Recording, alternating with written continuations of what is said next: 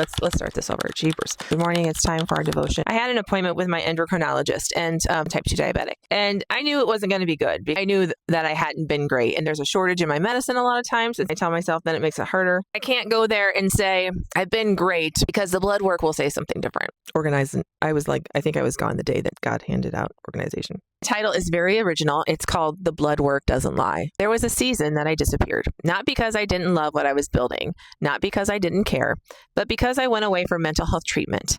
There were rumors, there were whispers, speculation, and the hardest part is my friends, my kids, my husband heard it. So instead of fighting the noise, I just left the table. Lately, one word keeps surfacing, and the word is truth. I am a type 2 diabetic. I haven't managed it the way that I should.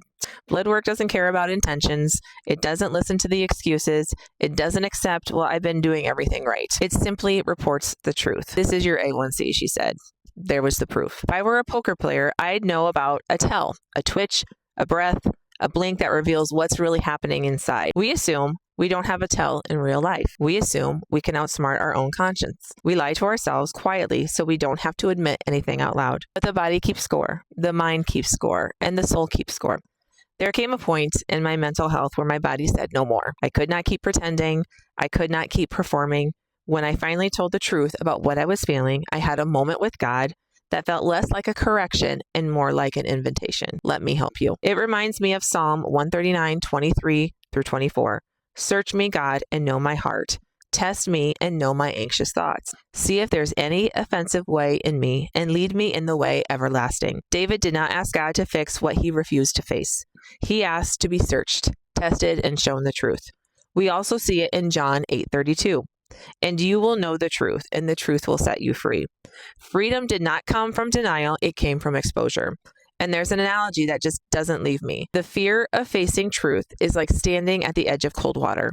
You convince yourself it'll shock you, hurt you, and maybe even overwhelm you. You pace the shoreline, you delay, you create stories about how unbearable it is. But once you step in, your body adjusts. The dread was worse than the dip. Avoidance magnifies fear. Exposure reduces it. The rumor mill was painful. The diagnosis was uncomfortable. The blood work is humbling, but none of it compares to the exhaustion of pretending. Truth is not your enemy. Truth is your diagnosis. Truth is your starting point. Truth is where God meets you without guilt. Sometimes the most spiritual thing you can do is stop explaining and start admitting. And when you do, you may find that God was never waiting to condemn you. He was waiting for you to stop hiding.